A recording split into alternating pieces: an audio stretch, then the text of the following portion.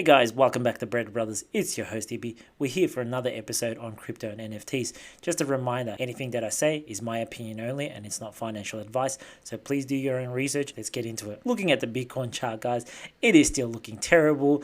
I'm still bearish. I'm waiting for these lower levels down here.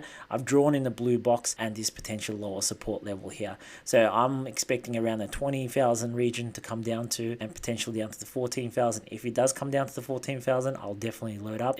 We just have to wait and see. There's no guarantee in this. This is crypto. The market continuously changes based on news out there.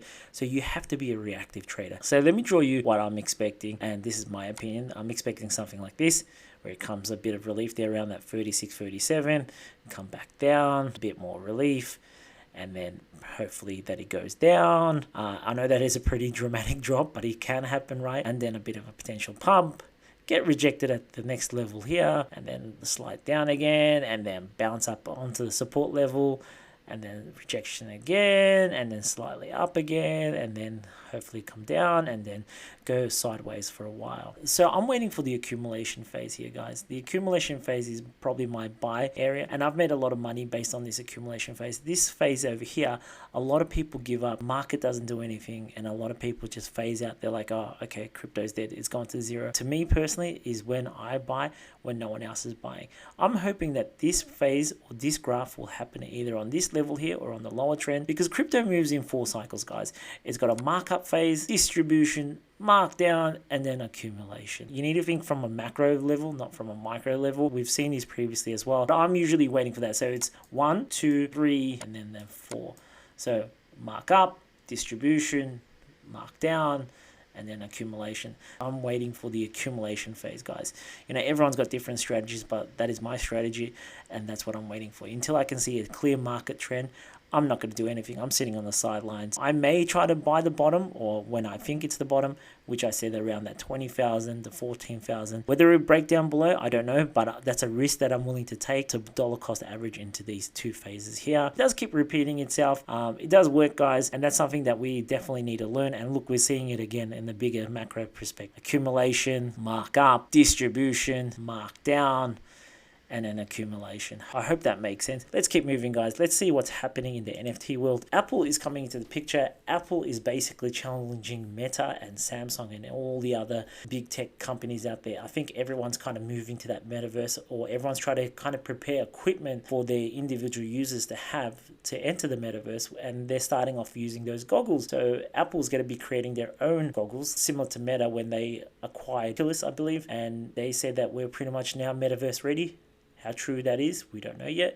Meta's yet to be still built out, so Apple would probably do the same thing, and there'll be more metaverses out there. So we're moving to that Ready Player One theme. Let's keep moving, guys. Zoom is another company that has entered the metaverse. So what they've done is basically they've upgraded their app, which allows people to break into breakout rooms. Now you can see whoever is in the other breakout room. I don't think the metaverse is going to look like this anytime soon. This is just an example that they're saying that in the future we may look like this. It's more like this SimCity feeling, where you will get to see who's in the breakout rooms, in individual breakout rooms, and if you want to go join a different breakout room or a meeting, you can so. But anyway, that's just a quick look on how the Zoom metaverse is going to look like. Another one is Magic Johnson, NBA player in the late 80s, phenomenal player. His prime was probably in 87 with the LA Lakers. He's releasing his NFT project. It's one of those NFTs that we discussed about, you know, athletes and celebrities coming into the space.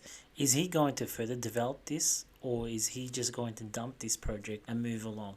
I would like to see further development from the celebrities and athletes out there. So if you're a fan of Magic Johnson, you would appreciate this NFT. Me personally, I'm going to probably steer away from this just because NBA is just pumping out too many NFTs, and I don't think it will hold value, me personally, but that's just my opinion. Let's keep going, guys. Goblin Town, everyone is talking about this project. Everyone is loving this project, including myself. I'm not a big fan of Goblin talk. I get annoyed when I hear it on spaces, but I guess people are loving it. The great thing about this project is one of a kind. It's going against all the odds. I guess when you get it right, or when you create a new trend, this becomes the new theme. So everyone's kind of moving into the new theme of free mint. This isn't the first free mint project. These guys got it right. They got the right formula. they set the vibe. Now everyone's kind of moving to the same principles of giving free mints again and seeing how their project going. I guess when you market, you need to market it very strategic. These guys executed their marketing very strategically, taking the berry sentiment into a new trend, and everyone's loving it. So we can't complain. Everyone's feeling trollish. You can see on Twitter, you can see on YouTube, everyone's calling out each other. There is that goblin troll vibe going around. If we're going down, let's go out with a bang. I predicted this, guys. I'm seeing an 8E floor. I think people are FOMO buying into this now. They don't want to miss the opportunity. But me personally, I wouldn't enter at these prices because this has gone insane, guys. Like, it's pumped so hard. Let's have a look at the activity. Here we go. One sold for 9.90. People are just buying this. And you know what? This can get larger and larger because there's nothing exciting in the market besides the goblins at the moment. So I think it's sucking up all the liquidity. So congratulations to all the goblin holders. Me personally, I'm happy to sit on the sideline and just watch what it does. Let's keep going. Let's see what else is out there. This article may be a couple of days old, but it's a topic that we need to discuss about safety. So let's use this as a case study. 29 moonbirds were stolen by clicking a bad link. The bad link allowed the individual to access the owner's MetaMask, which then allowed the scammer to remove all the NFTs in that particular person's wallet. Now that's going to hurt. $1.5 million literally just gone like that. So what can we learn from this?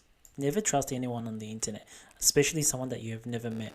2, never click on links that you've never used before.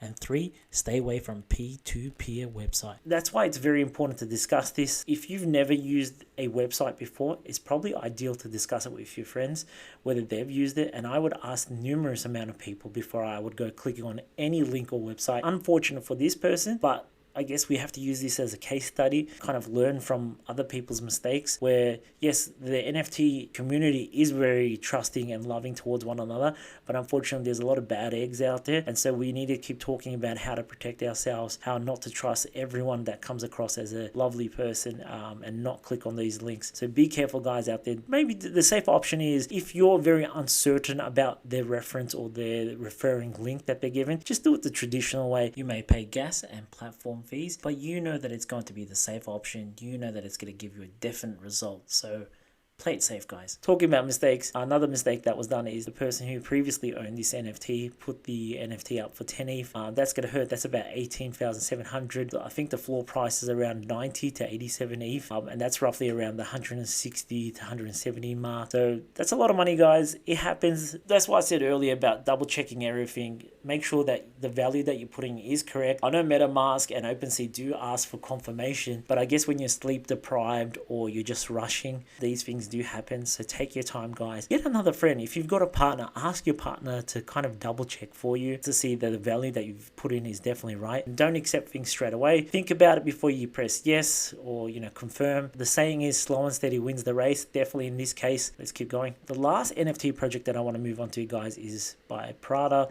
Parada is releasing a 100 NFT. The good thing about this NFT is that you'll get a physical merch on this as well. You will get a black version of this if you choose so. There's a white and black one. You only get one of those. I don't know what it's going to be valued at. It is with Damien Hirst's son. He's collaborating with Parada. So it'll be interesting to see how this plays out. If it's above 1 ETH or 2 ETH, I wouldn't probably buy this. If I really want a Parada t-shirt or a shirt, I think I'll just go buy one. I wouldn't just buy an NFT just for the sake of buying an NFT. But that's me, guys. Everyone do your own research. But that is it, guys. There's nothing more. Short and sweet.